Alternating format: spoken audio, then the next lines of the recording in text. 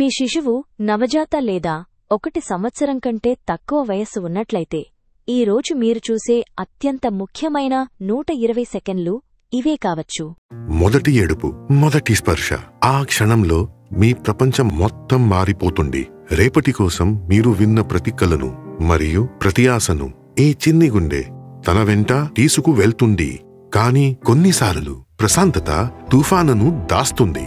గట్టిగా ఊపిరి తీసుకునే సాధారణ శ్వాస ఆకస్మికంగా భారీ శ్వాసను దోచుకుంది. ప్రశాంతమైన రాత్రులను నిస్సహాయమైన ప్రార్థనలుగా మార్చింది.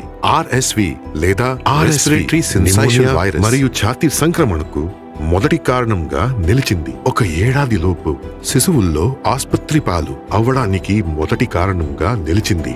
RSV కోవిడ్ కంటే కూడా ఎక్కువగా వ్యాపించే అంటువ్యాధి. కాబట్టి మొదటి ఏడాది వయసు వచ్చే లోపు 10 మంది శిశువుల్లో 7 సంక్రమణకు గురవుతారు.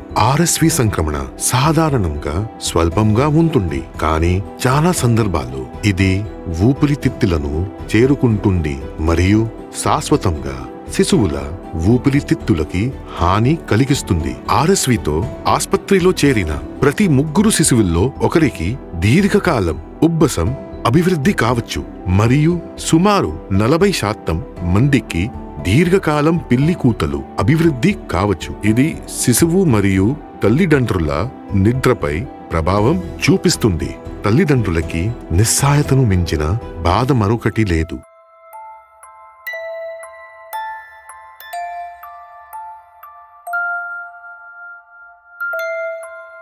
కానీ ఆ తొలి కౌగిలింత నుంచి మీరు రక్షించుకుంటానని వాగ్దానం చేశారు మరియు ఈరోజు మీరు ఆ వాగ్దానాన్ని నిలబెట్టుకోవచ్చు.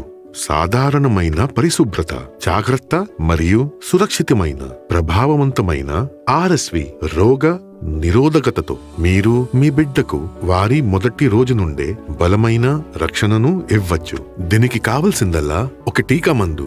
RSV ఇమ్యునైజేషన్ ఇది మొదటి ఋతువులో పిల్లలు అత్యంత దుర్బలంగా ఉన్నప్పుడు వారిని రక్షించడంలో సహాయపడుతుంది మరియు మీరు కూడా వేచి ఉండకూడదు. సురక్షితమైన ప్రభావవంతమైన రోగ నిరోధకతతో మీరు భయాన్ని మనశ్శాంతిగా మార్చుకోవచ్చు మరియు మీకు ప్రపంచాన్ని సూచించే జీవితాన్ని కాపాడుకోవచ్చు.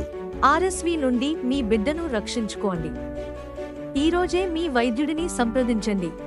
నవజాత శిశువు లేదా శిశువు యొక్క మరొక తల్లిదండ్రులతో దీన్ని భాగస్వామ్యం చేయండి.